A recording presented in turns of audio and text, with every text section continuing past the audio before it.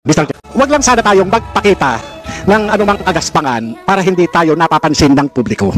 Yun lang po. Huwag lang magpakita ng kagaspangan para hindi makita ng publiko. Yes, Your Honor, Mr. Chairman. Yun lang po. Kasi kung magpapakita tayo ng kagaspangan at makikita ng publiko yung hindi naaayon na kilos ng isang public official, talagang makikita po tayo. At yung mapapansin ng publiko. Huwag naman sana tayong masasaktan. Yun ang tinutukoy mo, Mr. Chair.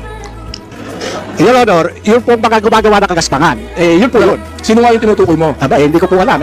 Siguro po, maaaring kayo po, Your Honor, mawalang galang na po, nasa inyo po yun kung sino po yung mapapatungkulan. Mr. Chair, ano ba yung kagaspangan na narinig mo? Sino nagsabi ng kagaspangan? Your Honor, ito po bilang isang dating tauhan ng gobyerno. Nagiging maingat dapat ang isang tauhan ng gobyerno habang siya ay nanunungkulan.